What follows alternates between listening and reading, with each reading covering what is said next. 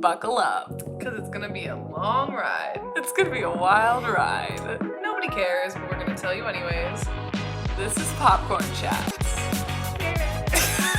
What's up, everyone? Welcome back to Popcorn Chats. I'm McKay. And I'm Katie. And we are back with our continuation of our Game of Thrones coverage. We have been rewatching Game of Thrones in anticipation for House of the Dragon, the new Game of Thrones spin-off show that's premiering on HBO August something, and we've been rewatching all the seasons in preparation for that. Spoilers ahead for not only season 6, but the series in general. As I just said, Katie and I are rewatching it. We will be discussing details past, present, and future than what has happened just in season 6 alone. So if you are not caught up on the whole series, maybe don't listen to this just yet, unless if you want to be spoiled. Yay!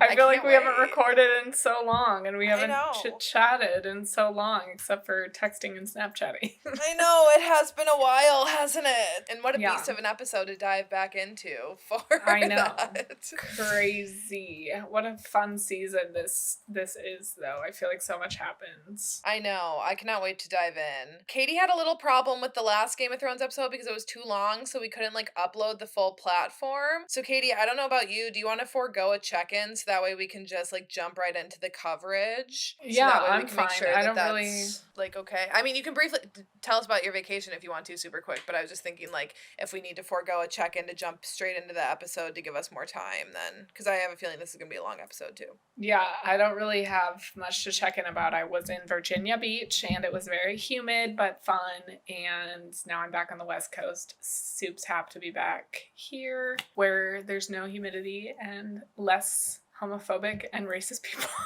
Fucking Lila. Are you doing okay? Yes. I do have a bit of a headache starting, which is not the vibe, but it's okay. It's more in my neck. My fucking stupid. Let's jump in. Let's do it. So. Okay. And we're already fucking lagging. Great. Are we really? Oh, wow. Yeah, I just noticed it on that. That took forever for you to respond. Yeah, it's all botched. We are gonna roll with the punches. You have to do your recap. It's you. I do have to do my recap, yes. So let me start the timer. We'll see how this goes with the lag we're working with. And there's so much that happened this season. Okay. 3, 2, oh, guys, if you don't know what we're doing, each Game of Thrones rewatch episode, we do a 60-second recap. We alternate who does it each time. I'm always super bad at it. Michaela's always way better at it than I am, so she's going to do her best. Season 6 of Game of Thrones in less than a minute. Well, in 1 minute, and we'll see how well she does, and then we will break it down, obviously, in more detail. Are you ready? Yes. Okay, 3, 2, 1, go. Dany is kidnapped by the Dothraki, and she's got her 2 lovers on their way to save her, and then she ends up burning them all down, getting her dragons and getting her land back, and uniting with the Greyjoys, because their father, he gone, and their uncle shows up and tries to take their throne, and they're like, we're stealing our fleets, and we're going. So Yara and Theon are on their journey, and now they're teamed up with Dany. Tyrion was named the Hand there. Cersei, back in King's Landing, she's had her Walk of Atonement. Marjorie and Sir Loras are both still in with all the religious people, and they manipulate Tommen into being religion and the king become one in power, but Cersei's like, I end up blowing up all of everyone except for me, Tommen, and Jaime, basically in King's Landing. Everyone else is basically blown to bits, and Tommen throws himself out of a window. Sansa and Jon are now reunited in the North plus up, and they fight and kill Ramsay and take back the North, and Arya was blinded, she fought, she left the Faceless Men, killed Walder Frey, and is on her way to Westeros. And Bran was actually useful. That's done. Good job. Can you fucking stop? There's so much shit that happens this season. Dude, that was good. That was good. Thank you. Well, should we start with standout star, standout scene? Yes, let's do it. Who was your standout star this season? Last season for you was Jon Snow. Jon Snow was my last season. And you know what? I had to pick 2 this season because they're a duo together, and that is Sansa and Jon. They are reunited this season, and I think they have the best collective arc, the 2 of them, of taking back the North. They have not been seen together since episode 1 and season 1 of this show, so to have them reunited reunited 6 seasons later and working to take back their home and kind of like have justice for their family. I loved following the two of them this season. They're two of my favorite characters, and I just love that we're starting to head into reunion season, I guess, as we're getting into the end of this show. There has been so much time spent apart that these characters have gone through, but I really loved seeing them together and seeing Sansa have someone that she can just like trust and not have to be on her toes with, and just know that like Jon is her brother and this is like a safety, like this person is just safe for her, and I love that for her. Jon is down bad after being killed this season or last season. Yeah. And I just really enjoyed seeing them like unite people in the north to fight Ramsay and take them over. Obviously we'll get more into Sansa and Jon as we talk later on in this episode, but I think by far they were just like my complete favorites to watch, and I think that's like kind of how it goes from here on out. I love the Starks. I really do. Yeah, I was gonna say, now that like storylines are merging and reunions are happening, I feel like nothing hits harder than a Stark reunion, bitch. Yeah. We love it. Who is your standout? I guess just piggybacking right off of that, Sansa was my standout star as well. I can't include Jon in that because we all know my feelings about Jon Snow. We will get into that later on. Although, obviously, I do love their reunion. I love their bond. I love them working together to everything that Michaela said, unite the North. I love Sansa's little revenge arc that she has this season, really coming into her own as a leader. You know, she is finally safe with somebody that she trusts, a family member, Jon, but he's still a fucking man who thinks that he knows more than her, and she is navigating that difficult terrain that unfortunately everyone with a vagina has to navigate. I love her. Everything you said, agree. She looks bomb. The fits coming out with the dark cool tones with that, and then like her red hair is back, bitch. Yeah. I love seeing her red hair back. I did really like black haired Sansa / like brunette Sansa, but red haired Sansa, yep. Love it. What was your standout scene? Okay, I feel like I couldn't pick a whole episode. If y'all have listened to any of the past recaps of the seasons, I've been saying that like Battle of the Bastards is my favorite episode of Game of Thrones in existence. It is just an immaculate episode to me. So obviously that entire episode is like a standout for me, but like we'll get into that. I have like so many notes just on that single episode alone. So a single moment then outside of that episode, like something different. I fucking love the scene when Grey Worm, Missandei, and Tyrion are all sitting around and he's teaching them how to have like small talk and make jokes and talk about wine. It's just so wholesome. It's so cute. Yes. And I just absolutely love when when Missandei tells a joke and Tyrion is like, yeah, okay. Yeah, that's gonna need some work, but it's so wholesome and cute, and I think that scene is just great. Yeah, it was hard for me to choose a standout scene for this season just because there's so many good ones. Really loved my girl Bree saving Sansa with Podrick. And just like Sansa, you know, accepting her as her protector, and that's all that Brienne's wanted, and just seeing her eyes kind of light up when she's finally like fulfilling a promise that she's been trying to fulfill for so many months, years, I don't even know. Long ass time. I'm sorry, I just have a couple, like the wildlings coming to defend Jon when he needs them at Castle Black, I really think is cute. Obviously Sansa and Jon's reunion, like that. If you're not crying, then you are emotionally stunted. It would have been such a good reunion to begin with, but the fact of the season that Sansa had beforehand, seeing everything that she went through, and Jon too. Jon had a shitty season, but like in a completely different way than Sansa did, and seeing them like arguably off of their two worst seasons to date coming together off of the heels of that. Oh, so good. Battle of the Bastards. Super good episode, like Michaela said. And then the finale of the season 2. So good. I really like, so we'll get into that. Another, like, honorable mention as just a standout person is fucking Yara, babe. Represent the LGBTs. God.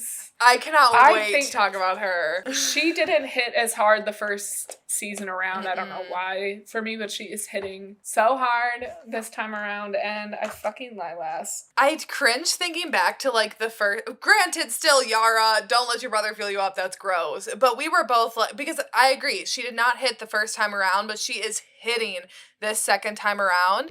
And when we were like, oh, we'll never be able to forget that, I don't give a fuck about that anymore. I do not care that you let your brother fill you up because you are such a bad bitch and I love you. Yeah. It's a little nasty. It's always in the back of my mind a little bit, but I'm willing to look past it. I'm willing to forgive her. Because we have fucking twins over here just going at it every time they get the chance. Yeah. One incest baby dies, they fuck. Another one dies, they fuck. Like, yo. Rotted. Maybe have some sensitivity about your fucking incest children. I don't know. Okay, so as always, too, we have a couple of new introductions this season as well. We have 2 characters basically of note that I picked out. I don't know if there was anyone else that I missed, but we have Euron Greyjoy, who is the uncle to Yara and Theon. He comes in, he kills older Greyjoy, and then rivals Theon and Yara for the throne, or for the, the fleet, I guess, to be their king. Yeah. And then we have a truly iconic introduction for Miss Lyanna Mormont, aka the baddest bitch in Westeros, coming in here. Yes. Love her. Little child. Little child. She's amazing.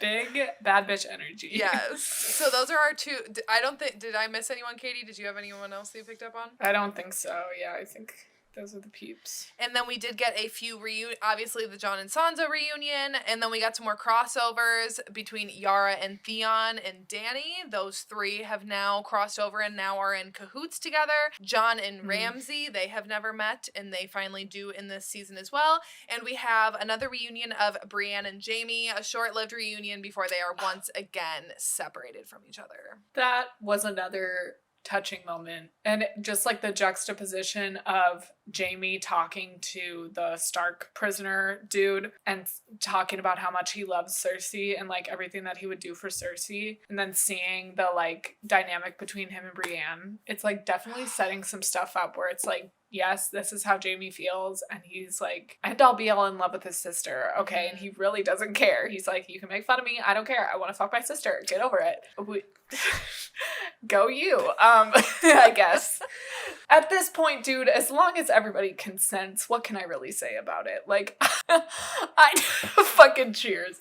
That was a good moment. Also, when Dany makes Dany makes Tyrion the hand. I cried. I fucking cried. Stop it. I got so many tears this season, so many chills this season, and that was one of the scenes. Yes. Lots of chills, lots of tears. I love in a show, like, when it's been on for so long, you have the ability to do that because we have all these characters, and then Game of Thrones just knows how to, like, make you wait for things, and then when you finally get them, it's so satisfying. And then lastly, before we jump into everything else, we had a lot of deaths this season. The death toll was large. I noticed that. And I don't note every single character. We note like big deaths, okay, or like big impacts to the show. Right. So I mean, all knocked out in one foul swoop are Marjorie, Loras, and the High Sparrow. Those are all gone. Rest in hell to the High Sparrow. Rest in peace, though, to Queen Marjorie. Don't text. Yeah, that death hurt. That death hurts. It hurts. It's one of those where it's like, fuck. Yeah. Also in the same episode, we got Tommen jumping out of a window in his grief. Probably the only decision that he ever made on his own. So, I mean, I guess good for you, Tommen. Bye! The most satisfying death, I would argue, in Game of Thrones history, Ramsay, rest in hell, bitch. And then we also have Walder Frey, rest in hell. And Rickon. Sorry, you're kind of a flop. You didn't zigzag when you were running, so honestly, that's kind of on you. Yeah. But also, you were just a boy, R.I.P. And also R.I.P. to your direwolf. And also R.I.P. to that lady that was trying to help him. Yeah, shoot, what was her name? I don't know. The wildling lady, sorry. Yeah. We loved you. We talked about you earlier on in the series, but now I forgot your name. Sorry. Yeah, she was definitely a bad bitch. She was. Gone too soon. She was. Okay, that's kind of all of our upfront shit. Now let's dive into everything else in the show. Okay, Katie, where do you want to begin? I kind of want to save the North. Is that okay? I 1,000% would love to save the North for the end, so yes. Do you want to, like, knock out some of the less exciting stuff, like I mean, everything's exciting, but let's talk about Arya. Kind of get that done. Don't lump her in with not as exciting. I really love Arya this season. She is exciting. That was a poorly worded thing that I just said. She is exciting. She just has less parts. Yes. I would say she's more the subplot of this season. And she's solo, so she's not interacting with anyone else yet this season. So I think I get what you're saying. Like, it's not like we're not getting big reunions or stuff. So Miss Arya starts down bad. She's blind. Yeah. And strugs. Kind of homeless. Kind of begging for money. Kind of getting hit with a stick by this fucking bitch ass girly with the botched haircut. Yeah, the waif. I would literally fight her so hard. I don't like her. No.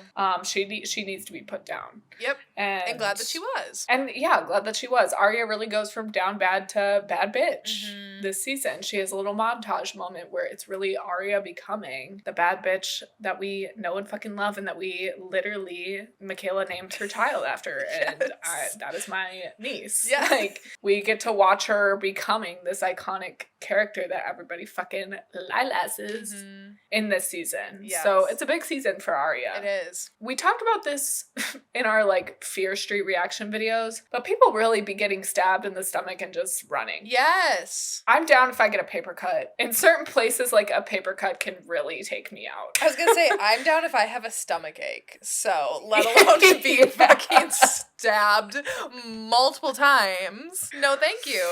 Bitch is falling down the stairs. Yep. Chaos. She's going through it. Good for her, though. I mean, strong girly. I do love, so I love the actress lady that she's supposed to kill, and then that she ends up, befriending, because I like watching that play, because it just reminds me of, Shakespearean, I don't know why it does, but just, that kind of shit, and how truly, everywhere, because we're so wrapped up in Westeros and the people that are fighting for power, that we forget about kind of, just the regular-ass people who are just living their lives, in these other places, and so seeing them make these plays, but make fun of all of the people in power. Some of it is hard to watch, when they're talking about Ned Stark and seeing Arya watch that, but some of it's really entertaining when they're talking about Cersei and stuff. And I liked Arya's little rapport with the actress. I do feel the play part of this season I liked it, I enjoyed it, but I do feel even though the season is really good, there is a lot of fluff. There are certain moments where I'm just why is this conversation going on so fucking long? To your point, it's interesting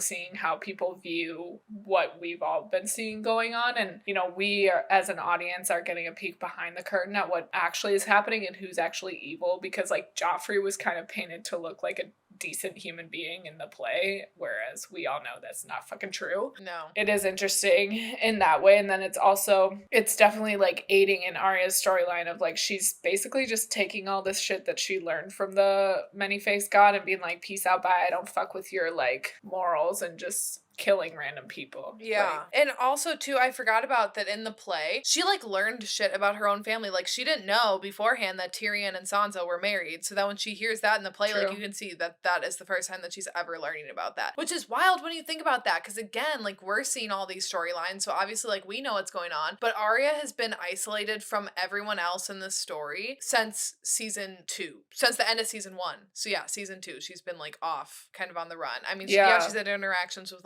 Brienne and the Hound and such, but really she's been really removed from everyone else. Yeah, and Sansa kind of gets an update on her when she joins up with Brienne, and Brienne is telling her about, she's still alive, so that's good. Yeah. Love the moment when she cuts the candle off. With Arya's storyline and that character in particular, seeing everything that she's gone through and the patience and the mental toughness that she has, seeing it pay off. She's going through this ritualistic training and kind of being fucked with mentally a little bit, if you say your name, we'll give you your sight back. If you say your name, you can sleep in a bed tonight, whatever. She's enduring all this stuff and having to navigate being blind, whatever, and then seeing it all pay off in that moment where she cuts the candle, and so then the girl has to fight in the dark. bitch finally gets what's coming to her. But I love moments like that. Really satisfying. Such a staple to Arya's character. Yes. And I can't wait for season 8. It's just every single bit that she has faced over the years builds to her character. Like, there is nothing wasted. There is not a single, like, person that she's interacted with or, like, lesson that she's been taught that is wasted on her character, which is just, oh, it's so satisfying. And we kind of see the first satisfaction of that happening at the end of the season when she Walder Frey. Yeah, literally by. And that is so satisfying. She gets to check another name off of her list, and we get to see that she still has the abilities that she learned from the many-faced god or whatever, but she's like not in their little cult. Yep. Very interesting, kind of confusing, but interesting. We do get to see kind of the sinister side to Arya a little bit, that just when she's letting him bleed out like that, it's very, I mean, obviously we love it, and I don't want mercy for this man at all, but kind of like, damn, she's a bad bitch, all jokes aside, like. Well, the fact that she killed his sons and fed them to him before he died. You got me fucked up if you're doing that. Yeah. So I agree. We do see like a different side to her. I think it's similar to Dany. You know how Dany has that very sinister edge to her. We're definitely seeing that coming out more and more. And like as Arya only gains more like wisdom and power, you see that. Yeah, and same with Sansa too. Like we'll get into that more, but it's just fucking wait. These women, you can only push them so much and you can only fuck with them so much until they're willing to be patient and like hit you back and get you what you deserve. Same with Cersei. Like, she waited that shit out with that nun. That nun is gonna be fucked up. Yeah. She fucked with the wrong bitch. She really period. did. And as much as, like, Cersei, oh, like, I want to hate her, especially after killing our queen Marjorie. Like, you gotta give her the props. It's like, it is very satisfying seeing her get that revenge against the nun. Absolutely. Where do you want to jump to next? You know how I said I have stuff on the Greyjoys? I really don't. I feel like I can just lump them in with Dany. Should we knock out, like, what about Sam and Gilly? Should we knock them out quick? Sure, yeah. I didn't really have, like, separate notes on them. I just think they're cutie pies. I had one note on, Sam and Gilly in the carriage are giving Shrek 2, but reversed roles. Because it literally is Shrek 2. They are on their way to visit one of their families, and they know that the other is not going to be, like, well received by the family, and they're pulling up in their little carriage, and of course the mother is, like, trying to be nice and supportive, but the father is like, what are you doing bringing this beast here? Except in this, instead of Shrek and being an ogre, it's Gilly being a wildling. And anyways, I did like that whole dinner, and also seeing Sam be fat shamed once again. Fucking stop it. Stop it. His dad is such a bitch. I can't believe that Sam is like as good of a person as he is after having that type of dad. Also, that dad is so fucking lucky that Sam's not a killer and gonna kill him, because most dads that we've seen in this show that are assholes like that to their sons get their shit fucking rocked. So watch your back. Yeah. Going back to Shrek. Have you seen Ice Age? Yes, but not for, like, years. Okay, I know this is not what this episode is about, but Ice Age is also Shrek. Is it really? It's literally the same fucking thing. I don't need to get into it, but if y'all go back and watch Ice Age, it's literally Shrek and Donkey is Sid and Manny the Mammoth, Ray Romano. So I love Ray Romano. So did everyone just copyright Shrek? Literally. Wow. Shrek is so good. We should do a Shrek episode. We should. Like, I would give the second Shrek 2 a 10 out of 10. Like, I have zero complaints about it. One of the best movies ever made. It's phenomenal. Okay, we're doing it. Maybe that'll be our episode next week. I don't know if we have anything planned. But yeah, and then good for him too for taking that sword, because fuck you, Dad. I'm taking this sword because I know I actually fucking need it. And recognize your son. Like, he is a bad bitch and has helped a lot of people. And I love Gilly standing up for Sam. Me too. I do like ride them. or die. I feel like they've flown under my radar a lot, mostly because I'm like concerned with other things going on. But like I do like them together. They're cute. Yeah, and they're like integral to the story. Yeah. You know, like Sam is kind of doing the same thing that Bran is doing, so it's like, but he's just like, it's gonna take him longer because he's not the three-eyed raven. Honestly, Sam should have been the three-eyed raven, and Bran should have had a better fucking storyline or just died. That might be problematic. Yeah. But what if Sam just, like, read all the books and then, like, learned the history? Why do we have to have this whole fucking three-eyed raven business that isn't even good? Yeah. Like, if you're gonna do that, make it cool. Yeah. Like, it's not even cool. No. Because Bran's a fucking flop. Flop. I mean, this season we're talking about him. Should we jump into Bran? Because he's actually kind of useful this season. Like, I didn't hate his scenes, but also they were still my phone break a lot of the time. I feel like I'm intrigued just because we're finding shit out through him. Like, yeah, I don't really get the Raven stuff, period. Like, I get, like, learning human history and everything. And these, like, tree people, what's their deal? What are they doing? Well, why did they create the White Walkers? So, because someone was killing their land. I forget now who it was, but they, like, created the White Walkers to, like, help, to be, like, their weapon. But then it was kind of like their weapon became their enemy kind of thing. Right, yeah. So, well, they said that men were, like, destroying their land and cutting down their trees. Okay. And then White Walkers, they created the White Walkers to, like, defend themselves. They, like, girl boss too close to the sun. Yeah. So now the White Walkers not only want to kill every man and living thing, but they want to wipe out even the memory of them. Like, they just never existed. Kind of slay. I don't know. I mean, you know, he was turned against his will, like... Are the White Walkers the victims in the story? I mean, like, probably not, but also... I don't want the people that I like to get eaten by them, but also society at large could go down. Yeah. Because this society is, like, reflective of our own, in a way, and I think that it's problematic, you know? People are being raped. People who have power probably don't deserve it. Men are running the world, running shit into the ground. I think the Night King slays, and I support his cause. I do like the Night King. I think he's fucking cool. Also, I don't really get the whole Hodor thing that happens. I don't understand that either. And I remember when I watched this episode, people were, like, shook to their core about Hodor and, like, this reveal and, like, that, oh, he's been, like, somehow with, like, Bran being in the future that, like, fucked things up. So then now Hodor can only say Hodor because he's saying, like, hold the door. That's, like, his one command. I don't understand how the fuck that works. I even looked up a video explanation of it. I listened to it. It went into my brain and I went right back out. I don't understand it. Really? Yeah. Okay, cool. I'm glad that you didn't get it either because I felt stupid. And I do remember that too because I wasn't watching the show at the time, but I remember Twitter going crazy about fucking Hodor. And then when I watched this in 2019, I was, like, anticipating that and kind of, like, ready for this big reveal that everybody was talking about. And I was like, what? Yeah. And I didn't understand it at all. And it went right over my head. And I was like, what the fuck? Yep. I don't know. I don't get it. I don't. I mean, cool. I think just when you start time traveling like that, like, I like that we get to visually see the stuff with, like, Ned Stark and obviously at the end with the reveal about Jon Snow. Like, that's interesting. And I like that we're seeing that rather than, like, just hearing, like, someone tell a story about it, you know, or something. But I don't know. It confuses me and I don't get the whole Hodor thing. Yeah. To other people, it clearly makes sense. So good for them. Yeah. Also, this is not asking men to fucking mansplain it because I'm so sick of that. You know, recently in a lot of our, like, videos that do well, we get a lot of fucking people explaining shit to us.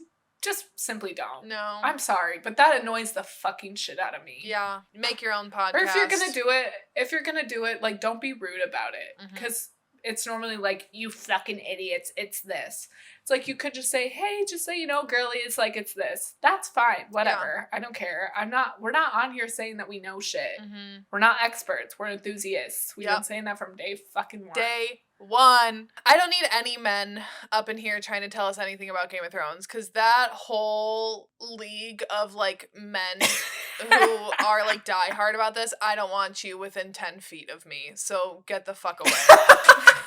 Please and thank you. We're just having fun recapping our fave show, okay? And we don't have to understand every little tiny thing to enjoy the show. I don't give a fuck about Hodor. We have not given a single fuck about Bran and all of his little people. Bran and company that have all been off forever, we don't give a fuck about him. So I don't need to understand that.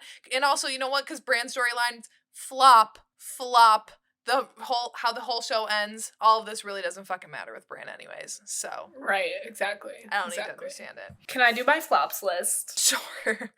We have a couple repeated flops on here from last season. First one, Sir Alistair, floppy again by Rest in Hell. Oh yeah. You're rude ass bitch. Garbage. Another repeat, Oberon's lady lover.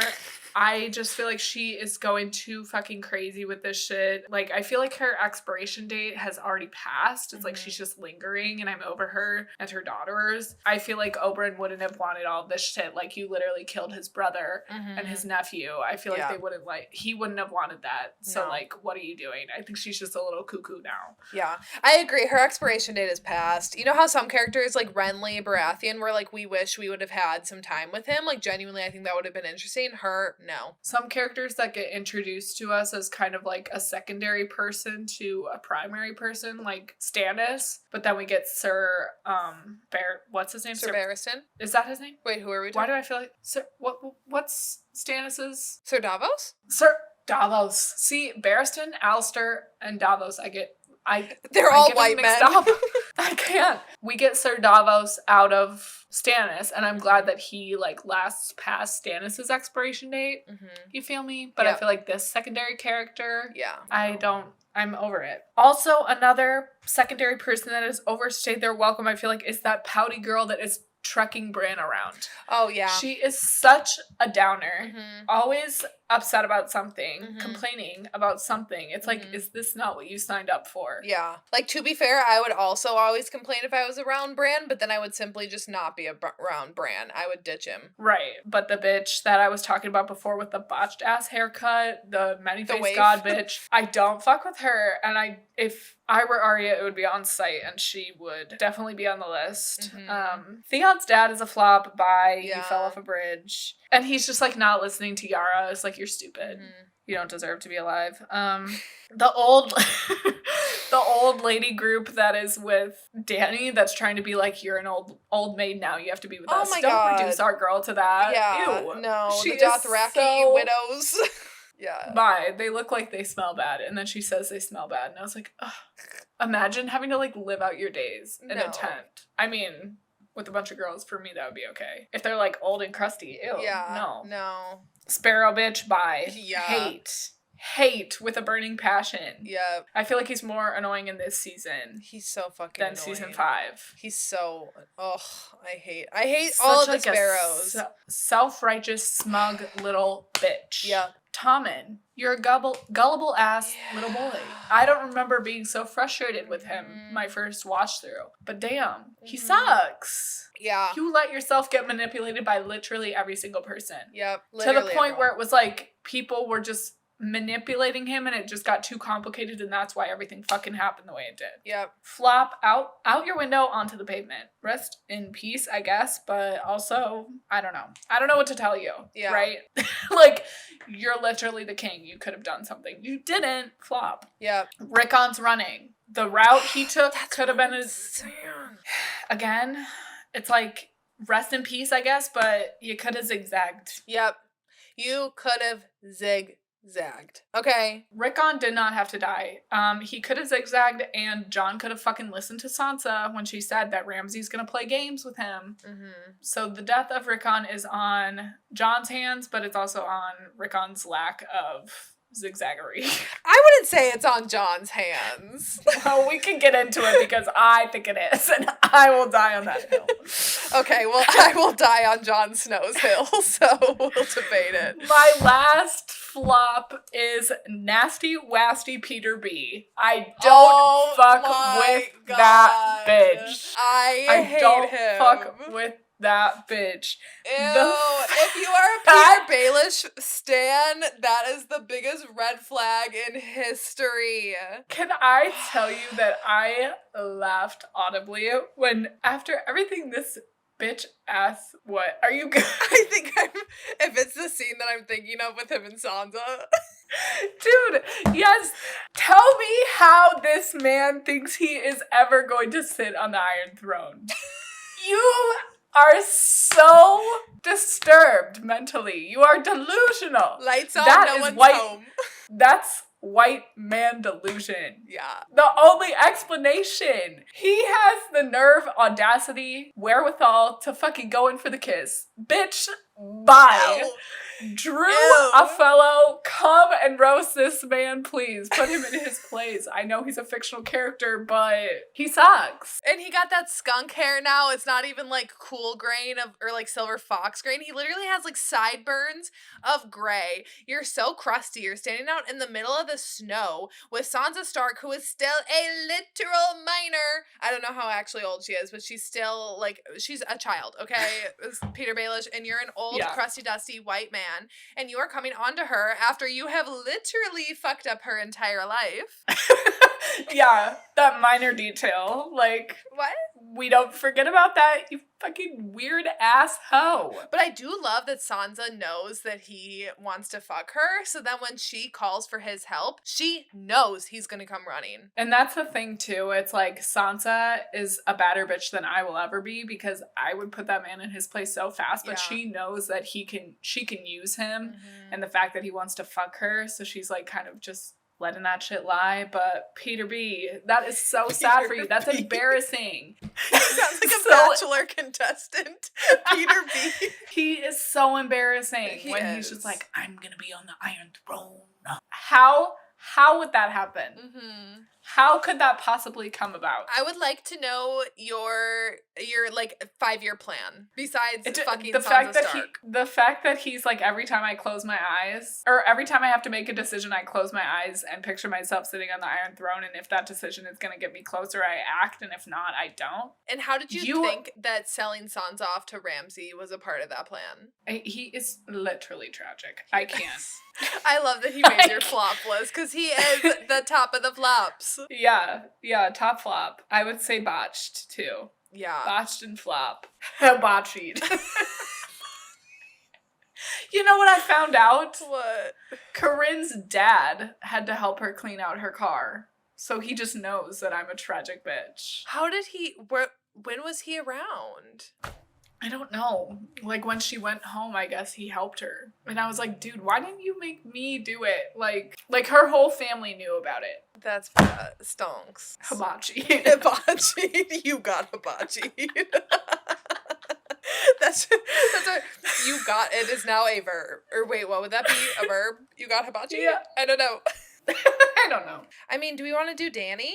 Should we talk about Dany? Sure. I do love to see Dario and Jorah working together to get Dany back. I do like seeing them united once again. I do think that they are a good team together, whether they have Dany whether they have Dany there in person, or whether it's just like the thought of Dany, like keeping them together. I like that. I like the two of them. And sad, because do we ever see Dario again after this, or is he done? They done. Okay, that's what I thought. I didn't think that he ever came back. Because then it's her and Jon after this. Yeah. So Dario, we will miss you. I will miss looking at you. You were nice to look at. His exit didn't hit as hard the first time around, because I was like, oh, maybe he'll come back. It is surprising that he doesn't like come back for the long night episode or anything like that. Yeah. But I guess this time around, just knowing that he's not coming back and it's like their breakup. Yeah. Kind of sad. And I feel for him. Yeah. I did like them together. Obviously, I don't think like the show lacks without him in it moving forward, but no. I did like him. Like, he was a good addition to the show. But it's kind of like expiration point has been reached. Yeah. I do love seeing Dany go back to her roots a little bit with the Dothraki, even though the situation starts out like bad for her, being kidnapped by them and then like being held with all of those women in the tent, and like seeing that judgment day, with like all these fucking men once again deciding what Dany can do with herself. But I do love that then she has the Dothraki after this and like is reunited with them. Right. Yeah. And I know last episode we talked about how we didn't much like Dany in the 5th season just because she was making questionable decisions, and she really only had like one bad bitch moment at the very end of the season. Mm-hmm. But I feel like she got a handle over things a little bit better again this season. I agree with you that like getting back to her roots with the Dothraki. I just love any moment, kind of similar to what I was saying with Arya's character, how it's like a staple of her being patient and then like her training paying off. Mm-hmm. With Dany's character, I feel like a staple is her getting underestimated or laughed at. Yep. And then her countering that with just this bad bitch fucking moment. Yep. You know, it's been a little bit since we've seen something like that. You know, the whole Valyrian thing with the dragon, that happened a while ago. So to see her getting laughed at and really in this point of seemingly no return, it's like, how is she going to get out of this situation with the calls? Mm-hmm. And then she just fucking does it so easily and like gets these people back on her side. It's so fun to watch. Mm-hmm. Seeing her emerge from that temple of flames, and then like to have that moment too be when Ser Jorah and Dario like come up and she sees them and they see her. Again, it's one of those moments that just makes you sad. Same with like how the season ends with Dany with the Greyjoys and Varys and Tyrion, and she has this fleet. She has the Dothraki, she has her dragons, she has the Ironborn, like she has all of these people with her and for her, and it just makes you again want to root for her all the more because you see her finally taking the next step towards Westeros, and it's so satisfying. And just again to be reminded of how it all goes down is really sad. I love the music behind everything too, kind of like the low choral voices singing. I think it's so cool, and it is kind of like foreboding in a way and a little bit sinister. I stand by what I've said in our other rewatch episodes, that you can see the sinister side of her and the questionable decision making that she has, but I do feel like in this season she's a lot better than season 5, and she's kind of regained that heart that she was lacking a little bit in season 5. Yep. I feel like Tyrion is softening her a little bit and like bringing out the best in her, which I really love to see. And then like going back to her roots, I think is also helping a little bit. The fact that she is able to stand naked in front of thousands of people and just be all confident like that and have them all bow down to her, it's fucking slay. Yeah. I do kind of like the Dothraki, you know, they have their questionable things, but I do love like their parties look like fun. Okay, when they are just all out, no one is hiding a single thing of what they are doing. It looks like a fun time, and I think to them it really is just like a body is a body, and like they don't give a fuck about that. So I do love that again, it's like Dany's like rebirth. It's very reminiscent again of season 1 when she has the same exact show in front of the Dothraki to get them on her side after Khal Drogo dies, and she's doing that again now in season 6. She's coming from the flames literally again in front of the Dothraki, and I love seeing her and Yara and Theon. Yes, I love the allyship between Yara and Dany. I wish that was like leaned into a little bit more because like, okay, at this point in the show, right, it's your first watch through. You're kind of like, hell yes, women. Because we got Sansa kind of doing her thing in the north, Yara doing her thing with the Iron Islands, and then Dany wanting to be queen. So it's like, who run the world? Girls, bitch. It could be great, but again, it's all down in flames. And what I was saying the other day is this show you can tell it was written and produced and everything in like the height of the Me Too movement, because the performances that the female actresses give really heighten like the writing and everything and kind of elevate the female empowerment aspect of Game of Thrones. In my opinion, I feel like there's a lot of like bad bitchery moments that are just there for show and because it's cool to have girl bosses. The moment I'm thinking of is when Yara is like being declared the queen of the Iron Islands or whatever, and people are like, go fuck yourself, lady. And Theon has to be the one to be like, no, listen to her. She is the right person for the job. And it's like, why does a man have to be the one to validate that? Well, I feel like, yes, obviously in today's time and like watching it, obviously why the fuck does a man have to come to voice his support in order to get other men's support? But as we've talked about, like women are second-class citizens in this world.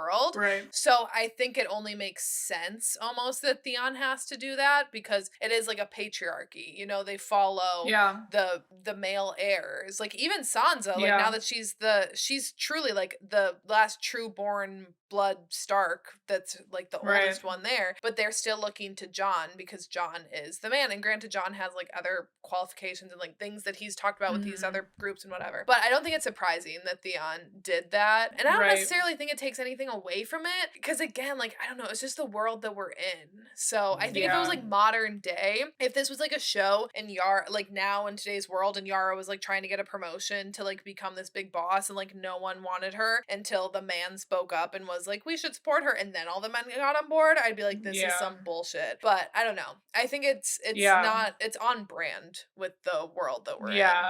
Yeah, and I think like you're right, you're meant to feel angry in that moment. I just wish that it all would have ended with like the women coming out on top, but this show also, like, things don't really tend to work out the way that we want it to. No. So I think I just need to let it go. We do have Sansa's ending. Sansa's ending is, I mean, reminiscent of the end of the season when they were chanting King of the North. Hers is Queen of the North by the end. I think I love that moment so much with Yara and Theon with the Ironborn. I love Yara's speech and rally. Like, I got so many chills watching that scene. And I do love Theon standing up, and because before we've seen him being like, I should be heir to the Iron Islands because I'm the boy, even though I haven't been around here. And all these men were like, fuck you, you haven't been around, you're not our actual leader. And then now when Theon's back, they're like, actually, you know what, maybe he should be the leader instead of Yara. And it's like, no, y'all are so dumb. Anyways, I do love seeing Theon kind of like have a voice again, and again be back home with someone that he can trust, like he can trust Yara. And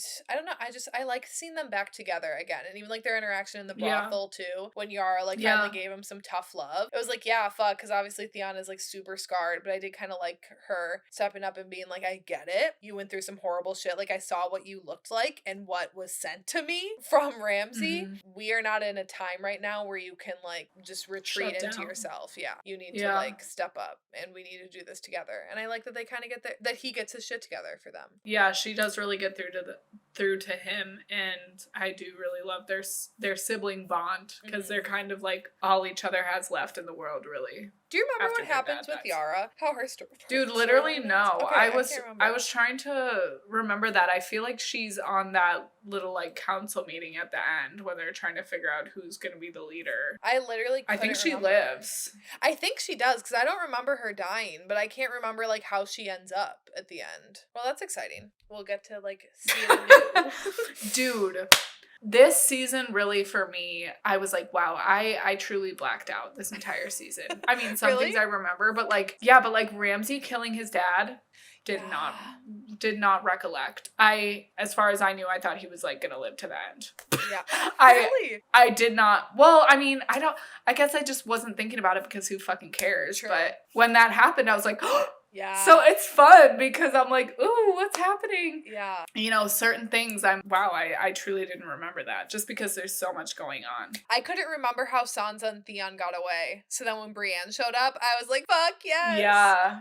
Yeah, and then same with Uncle Benjen coming in to save Bran and Pouty Girl. That was interesting. Yeah. Sorry. I don't know anyone's No, I think names. that's funny. I think that's funny. Let's see. Anything else about Dany? I think, too, what makes Dany's character so endearing and easy to root for, you know, she's doing this bad bitch shit, like kind of magical, crazy, like next level shit. But then she's also just like one of the girlies, you know, like she's going on a walk with this other girl and like those old women stink. Yeah. Like she's just a regular ass bitch too at the end of the day. So she's like humanized and she does make mistakes.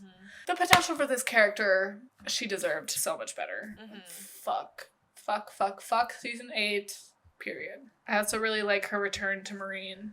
And just like her reuniting with her council, that's another chills inducing moment. I do love Tyrion like trying to handle things there, and then seeing her come in and being like, literally, why is my city on fire? Because Tyrion was there and in charge. But I do think, you know, he was in a tricky position trying to step up. Like him and Grey Worm and Missandei, you know, they didn't have it easy while Dany was gone. But I did like seeing getting the chance to see them without her there, you know, how they handle things. Yeah, it would have been a lot worse if Tyrion wasn't there, I think shit would have really hit the fan. Yeah, and then the season ends with her and her dragons and her fleet heading towards Westeros, which is very satisfying and exciting for someone who doesn't know the ending. For someone who does know the ending, it's upsetting, period. For 6 seasons, finally, she's on her way. And I like, this is the beginning of the downfall, because I don't want bad things to happen to Missandei and Grey Worm and my 2 little babies. Varys. Just again to reiterate, I love the scene of her and Tyrion and him being named Hand of the Queen. So good. Again, so many chills. Yeah, when she's just like, I had this made for you. I hope it's so cute. It was so cute. And it's like, their dynamic truly is so interesting. Sorry to backtrack, but just like the fact that his brother killed her dad, and so he has this insight into like how Westeros works, and then also that whole backstory. Okay, shall we go over to King's Landing? Yes, let's do it. I love how this little curse that she got when she was a kid is coming to full fruition, and she's like actually acknowledging that it's a real thing. Another bad bitch power move. Like, Cersei has just, in the last season, she had a down bad season. She walked naked literally through the streets and got shit thrown at her. Ultimate power move, having your cyborg bodyguard go around and just kick motherfucking ass. Yeah. Anyone's talking shit, head to the fucking wall. Head to the fucking wall. Was this wall slam more iconic, or was the Maddie and Cassie wall slam more iconic? They rival each other. Such a bad bitch power move, and Cersei, she's on her bad bitch rise this season. I do love to see it. I love when she's like getting dressed, not to go to her trial, but to watch everyone burn, and just her outfit. Oh, she is back and she is ready. And I do love too this season, while we see her like, you know, ultimately come out on top at the end. Questionably, is she on top when she lost her last child, and like kind of Jaime, you know, like when he sees her at the end, he's like, what the fuck have you done? But I do like that we do see her for maybe the first time ever admitting that she was wrong to Lady Olenna, when she's telling her, like, when she's like, you should have never given them the power, the High Sparrow people. Yeah. And Cersei's like, you know what? Yeah. So Lady Olenna then kind of fucked up by not joining forces with her, or was Cersei's plan all along to blow up the Tyrells? Yeah. I don't know.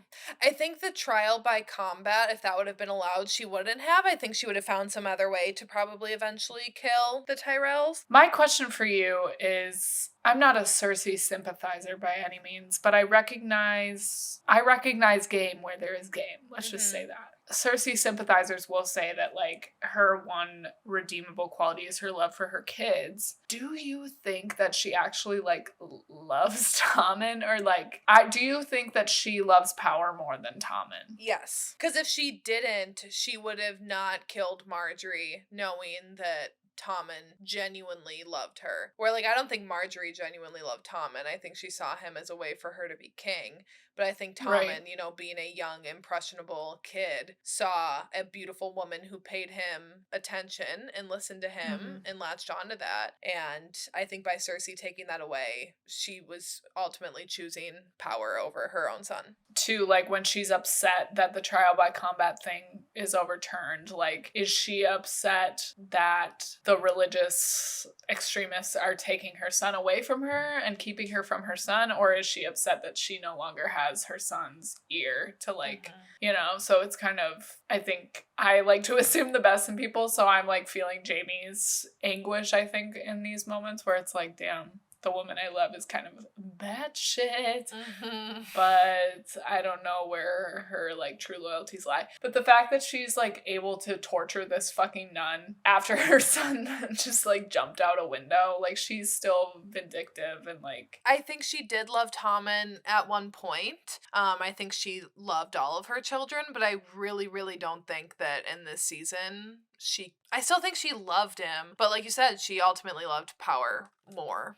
And yeah, I don't know. She got blinded by, like, the pursuit of having ultimate absolute power.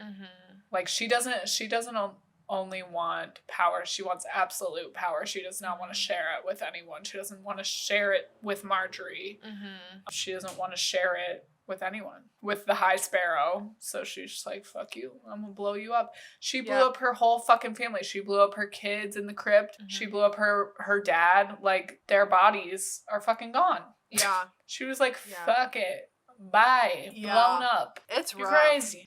You crazy girl. Oh, and you know what was also funny was seeing Tommen sent his uncle dad away from the King's Guard of being like, yeah, no, you need to leave, Uncle Dad. Jamie Uncle Dad. Dad. Fuck off. Hey, Uncle Dad. Are you uncle or are you dad? Marjorie, I'm so sad about her death because we've loved Marjorie on the pod. If you've listened to other recaps, you know how much we've loved Marjorie since season 1, and it's so sad to see her go out because she is the one and only person in that whole sept to be like, something is up. She's the only one with the hairs on the back of her neck giving her like a little tingle tangle, knowing that something is not right, and she tries to do something about it, and these fucking men, again, are not taking her seriously. They're so caught up in their religion shit that they can't see that she's actually right, and that ultimately ends up costing literally everyone. And I think the fact that, like, Loras is deemed the continuation of the Tyrells and all this shit, but like Marjorie is the brains and the brawn of the fucking operation at this point, because she is like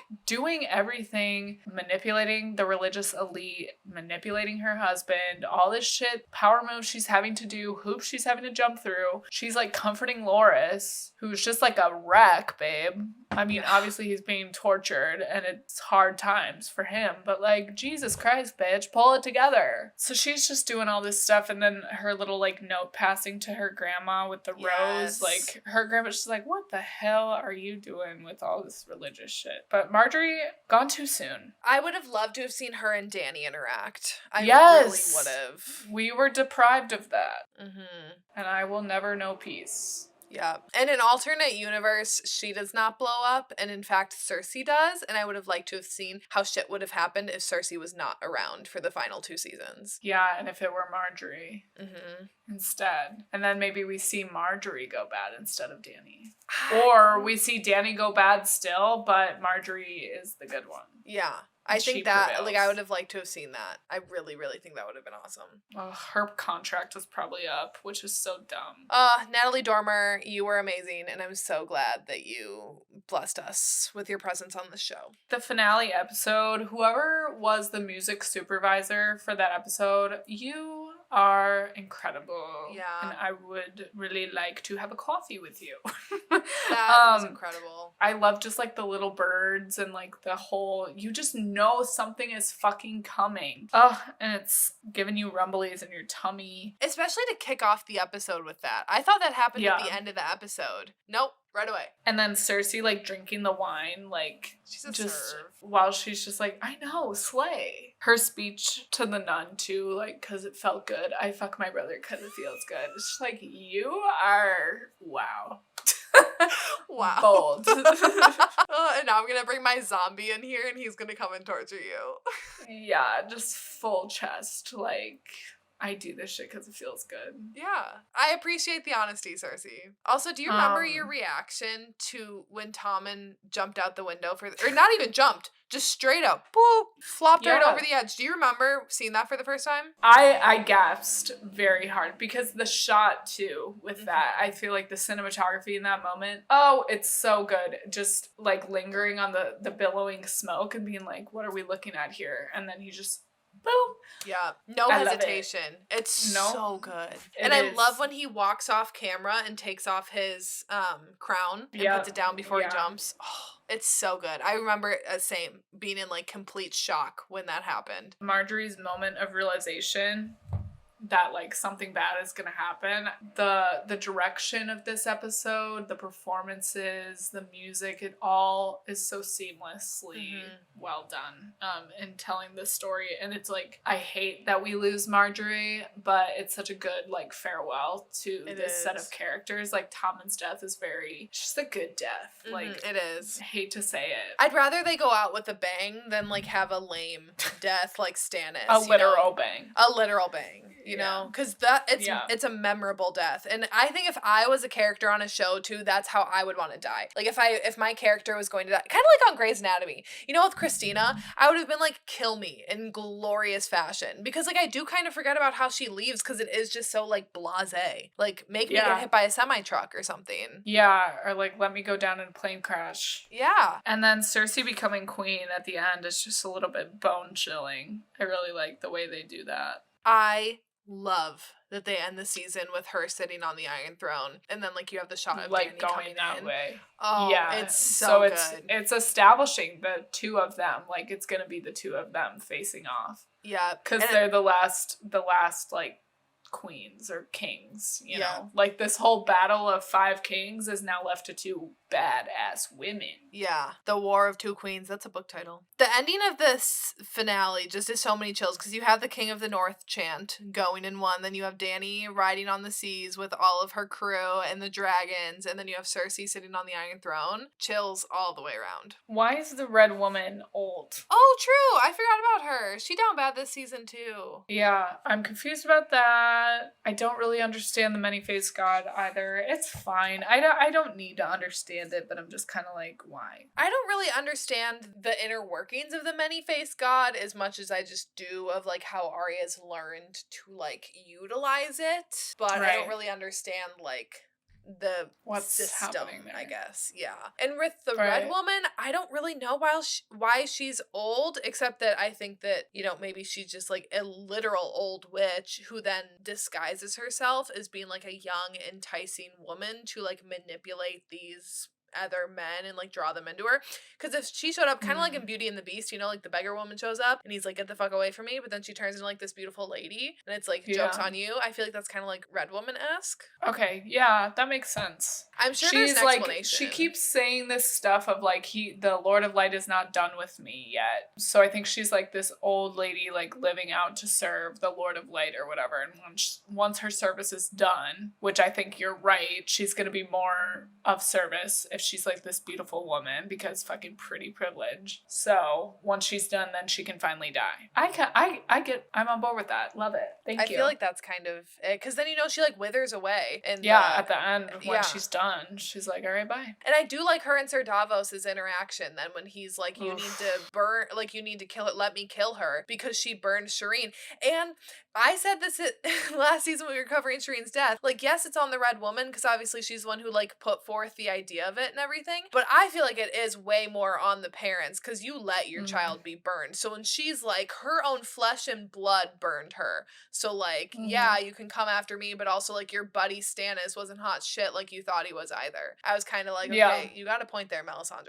I don't remember you liking her the first time you watched. Do you remember? I think I was just distracted by everything going on. And I was like, you know, she's just I kind of discredited her as like a religious fanatic. And I was like, she's crazy. But I think knowing now everything that happens with that, I'm more intrigued by her. Yeah, more down with her. All right, the North. The North. So we start out with Sansa and Theon on the run, and we do get Brienne. I just have a note real quick off the bat of just Brienne and finally pledging herself to Sansa. And again, I had tears in my eyes at this moment because this is what we've been waiting for. We've been waiting for Brienne to be able to fulfill one of her oaths, you know, like that's all she wants to do. She just wants to be like a loyal protector to someone, and she finally is with Sansa. And like if there's anyone who deserves protection, it is fucking Sansa Stark. So I do love that moment, just that the two of them have together to like kick off the season. It's the first like kind of ray of hope I feel like that Sansa gets. Brienne just wants to serve someone who deserves it, and Sansa deserves it, like you said, so it's very satisfying in multiple ways.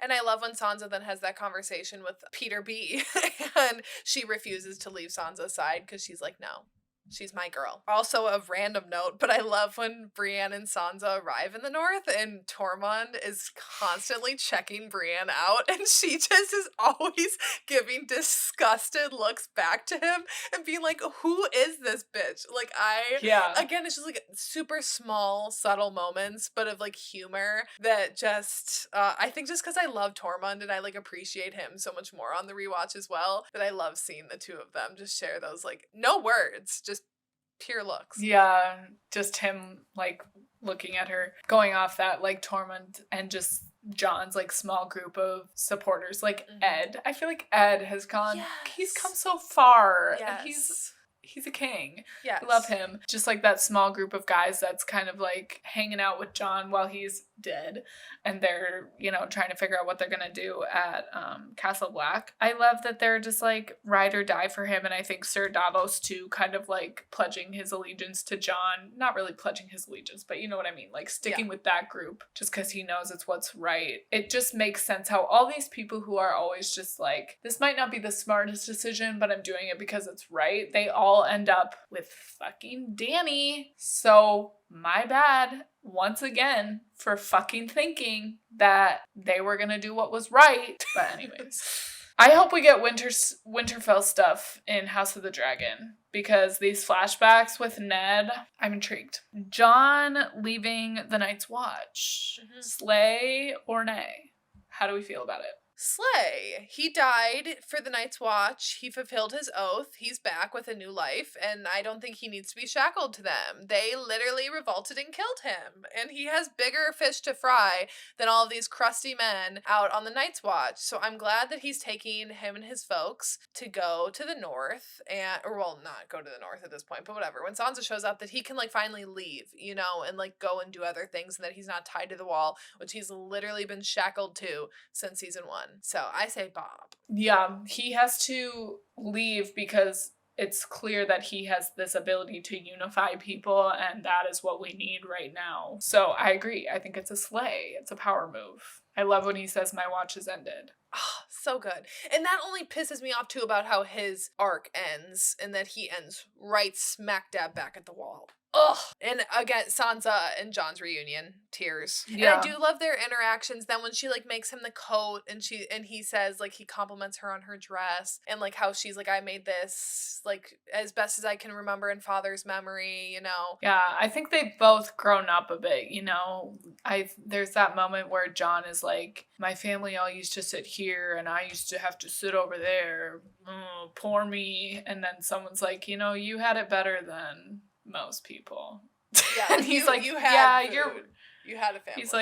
He's like, yeah, you're right, I did. It's like, I think he has kind of grown from being like, oh, I'm just a bastard and nobody loves me. And she has grown from being like, bastard, no one fucking loves you. Yeah. Like, I think they both have grown a little. And I love when they have that conversation of her being like, I was horrible to you. And Yeah. he's like, you weren't that bad. And she's like, no, but I was. And, you know, and he's like, well, I was always brooding over in the corner, you know, whatever. And they're both like self-aware enough, you know? Yeah. I did like that. Yeah. And going off of self-awareness too, Jon is self-aware that he would have fucking died without Sansa. Yeah. So at least he has that going for him. Here's the thing. I was like, you know what? Wow. I've really grown as an individual since 2019.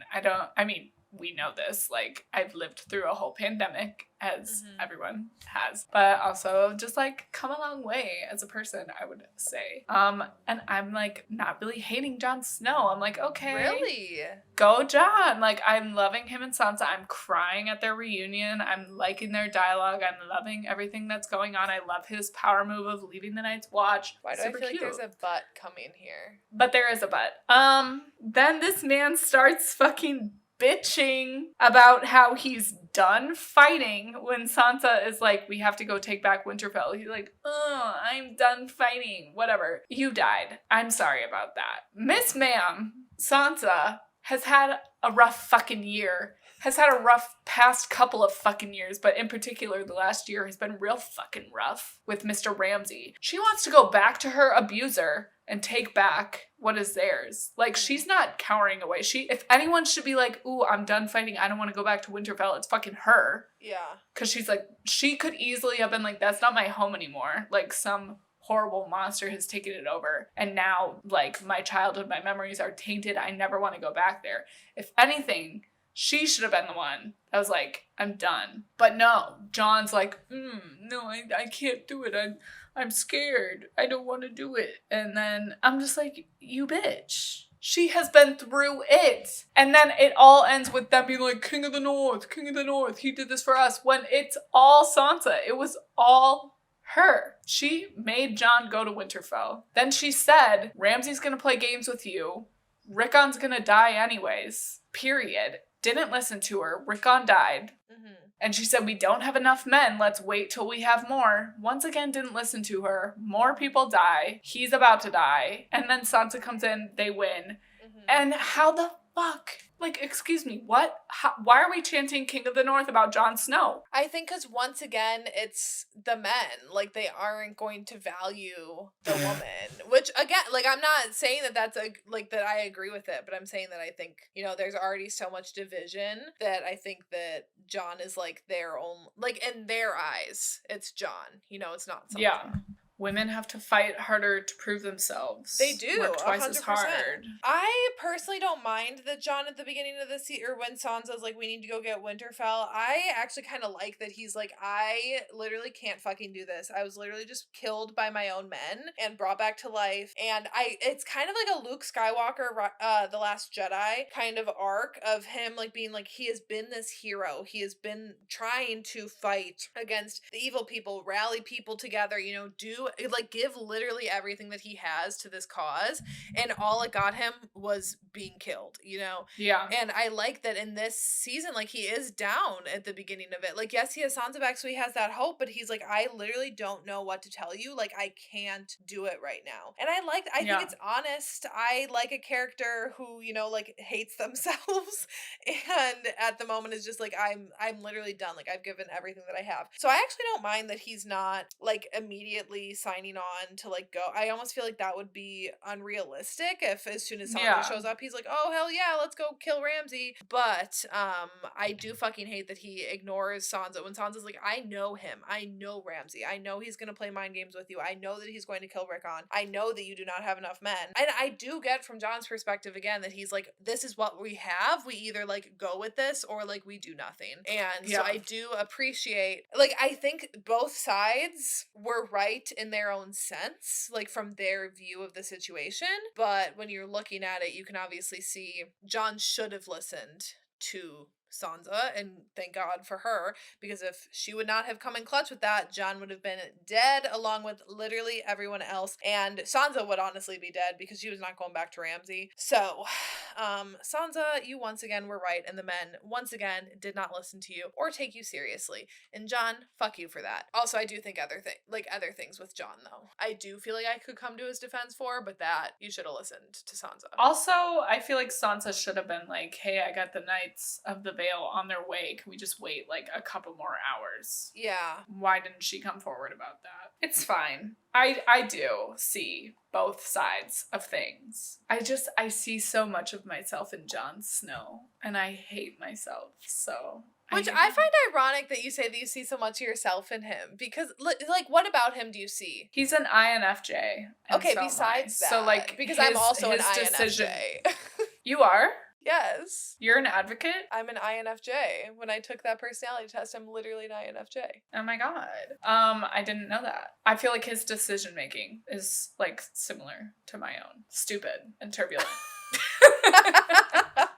Shall we get into Battle of the Bastards, or do you have anything outside of that episode? No. Let's get into it. I have so many fucking notes! First of all, I love that they have the little pre-battle meeting with the North and with Ramsay, and how Jon clearly knows that he is outnumbered, but he knows that if he fought Ramsay one-on-one, he would fucking win. So when he challenges Ramsay to that, and when he says, like, how will your men feel when they find out that you were not willing to die for them? Because Jon is right. Jon was willing to put himself on the line right then and there for his men. Even if, let's say, he died, he still would have been willing to do it, where that is not something that Ramsay had. So it just shows, again, who the better man is out of the two. That Jon is a man of integrity and Ramsay is a man of fucking pure evil. Fuck you, Ramsay. And then also love in that interaction when Sansa is quiet this whole time, and she only speaks up when she's talking about Rickon, real quick to just confirm that they even have him, because she wanted to know that. She knew they needed to know that going into battle. So she's like, I'm going to speak up at this point. And then when Ramsay is like, oh,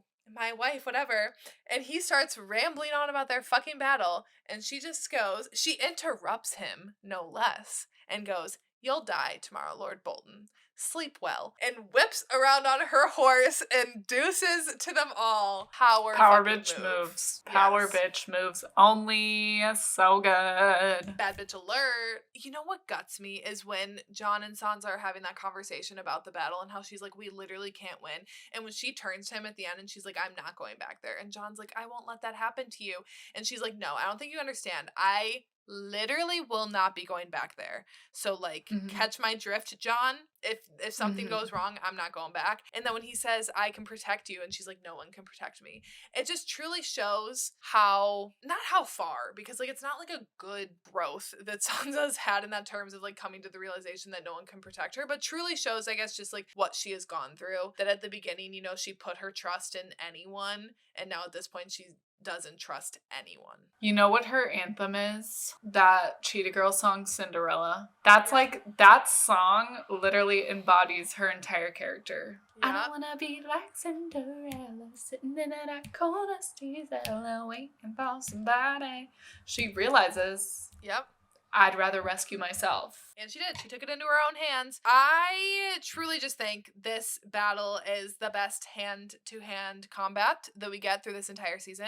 Through this entire series, excuse me. Yeah. It's fantastic. It's literally cinematography is unmatched. Kind of like the one-shot style. Kind of reminds me a lot of like 1917. Yes. Oh, so good. First of all, the Boltons were a whole-ass red flag with their sigil. How did anyone approve that in the first place? With it being an upside-down man burning? How'd that get through HR? I'm sorry. So you have we have to skin someone every time we go somewhere? Like, that's a lot of preparation. Yeah. I mean, you got who carried those logs out to the field? Lions. The Greyjoys have that, like, weird-ass thing, whatever. The Martells have, like, the sun. But the Boltons are, like, burning man upside down. Who has to put all that together every time? That's a lot. I'm not doing that. Got it. We've already talked about Rickon being a flop, you know, whatever. I do remember the first time I saw this episode, I was like, what the fuck? He's just letting him go. There's no way. And just waiting for it. And then when he starts shooting arrows at him, it's like, oh. And again, we get a blue balls of John, like, so close to catching Rickon, only to have Rickon go down. Expiration date, once again. It's like you have had the least screen time, the least amount of story character development. Like, where is this going? It was fine to see him gone, you know? It made the start of the battle, you know, better. I love the shot of John about to face the stampede, the Bolton army just charging towards him, and when he just, like, stands there on his own and grabs his sword out, and he knows he's going to die in that moment, but he just takes his stand. It's so, John in battle truly, I think, is where he shines the most as a character, is when he's faced in these situations, and I think this is a perfect example of that. I also just love the shots of the horses running in slow motion in profile. Beautiful. And the clash of the armies and the chaos that ensues. You literally feel like you are in this battle. I remember the first time I watched this episode, I felt so fucking anxious because I thought I was, like, in danger, and I wasn't. I was literally sitting in my home, but I genuinely thought that I was, like, on the battlefield in this scene. Like, it's just the chaos that translates from screen into our world watching it. I love the comparison of Sir Davos on one side with the North and Ramsay on the other side with the Bolton army,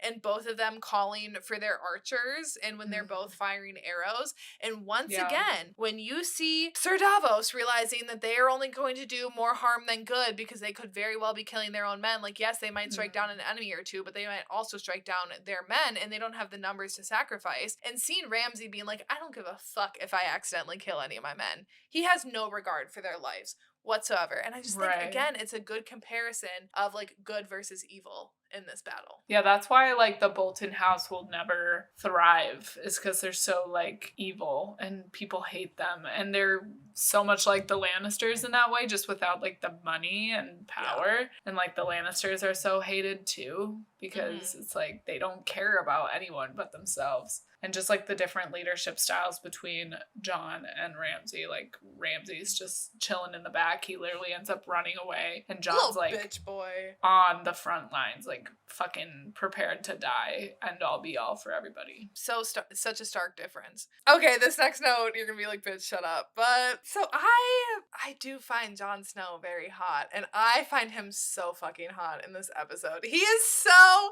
hot in battle. And then when he's getting like covered in blood and mud, I don't know what it does, but I was just like, yes. I just thought he looked exceptionally fine in this episode. And I do love his little man bun. And when he goes back and runs and like gets on his horse, when he sees Rickon running, he like sprints back and like jumps on it really quick. He's got such a little booty. He does. Episode where he comes back to life and he just has that little towel over his dick and then you like see his little butt. I was talking to Shelby about this. It's like white men just have such like little butts. From what I remember. From your memory. I also love Tormund finding Jon in battle, like you said, with Dany and Missandei finding each other in the chaos of the Kings of the Harpy attack at the end of season 5. I feel like this gives off similar energy of these two finding each other in the chaos of battle in this episode. Just this fell in randomly in the middle of my notes, but I do remember watching a behind the scenes, like they have like a whole behind the scenes featurette on this episode that I'm pretty sure is like 30 minutes to like an hour long. Like it's super long, going really in depth on like this episode and like leading up to it, like the tensions between the houses and like all that history, but then the creation of the episode itself and how much work went into it. And I think it shows like how did this almost film for like a month or something to film this single episode, and it's just like wild how much work went into it, and like just you can tell that it was like well done. You know, that they like took time. The circle of shields and spears is such a harrowing moment, and I do love that once again we have like an all hope is lost kind of moment of them being smushed in and just knowing, and you like feel claustrophobic with them of being like you're literally never getting out. You want to talk about chills? When the Knights of the Vale show up, and then you see Sansa sitting atop her horse. And get Peter B out of the shot of that when he's sitting on his horse, like, and he's like slumped to the side with his little smile. I know, he's trying to look cute, but he doesn't. It's like, you're not. I just absolutely love that moment. It's truly epic. Can you imagine if this Battle of the Bastards did not go well for them? Like, we would have been left with fucking Arya and Bran. Which, like, love Arya. But the Starks could have just been over. Yeah. Which isn't that far-fetched because people die in this show like crazy. So it's like, that would have fucking sucked. I think that's why, like, the anxiety of watching this episode for the first time is because you don't know and no one is safe. And it's also towards the end of a season, which is when people tend to just get killed off. I also love seeing Jon beat the shit out of Ramsay and seeing him like charge in there, and then when he notices Sansa standing there, that he stops himself from like finishing Ramsay off, because ultimately he knows that this is not his revenge to get. Like, yes, Ramsay has fucked him over, but nowhere compared to what the bone that Sansa has to pick with Ramsay. And I love her moment with him and the dogs, and how poetic justice having him be eaten by his hounds. Yeah, and he's like, oh, my hounds will never hurt me. And like, same with how he treated Theon like a dog too, and he just was so confident that Theon would never disobey him. Poetic justice, as you said. It's so good. And I love that moment. To have seen Sansa like stand there and watch as well, I think is like a powerful moment, and really just shows how far she has come from like the little girl that we first saw her as, that she can handle shit. Like, she can handle the tough stuff now happening in front of her. That smile as she's walking away, like, she's just so stone cold. You really don't know, like, is she satisfied? Does she feel okay? Is she still like in there, you know, like, is she just this like stone cold woman now? And then that little smile, it does so much. It does. For us as an audience, and then also like the direction of her character. Also R.I.P. 1-1. Sorry, bro. That was so hard to see him get shot through the eye with that arrow. Yeah, I didn't remember that he died, and I wanted him to come through, but he didn't. I remember that he got turned into a White Walker, but I just couldn't remember, like, when he died. Yeah, R.I.P., man. Another death. Sorry I left you out at the beginning, 1-1. And lastly, this didn't hit the first time that I watched this show, because, again, I think I was too distracted by all this shit going on, but to see the Stark banner be unraveled down the walls of the North again, fucking full body I literally like teared up at that. It's literally a banner unrolling on a building, but it's so significant. Yeah, I teared up at that too, and I was like, oh my god, why am I crying? I've been like so emotionally stunted lately, but yeah, I cried. It's so It was good. a lot. It's so Very satisfying emotional. to Powerful. see to know that the Stark kids are back home. Alrighty, that is it for this week then. But yeah, thanks for sticking with us on this Game of Thrones coverage. We are loving doing these episodes. So Follow at Popcorn Chats Pod on TikTok, and also follow us on our individual TikToks and YouTube channels. And then you can also, if you're listening to this episode, you can watch our episodes and other content on our YouTube channel, which is also just Popcorn Chats on YouTube. Those are like the main things. We also have a Popcorn Chats Instagram now. It's also at Popcorn Chats Pod. So please follow us at these other places. yeah. All right, everyone. That's it. Lilas. Lilas! Peace and blessings.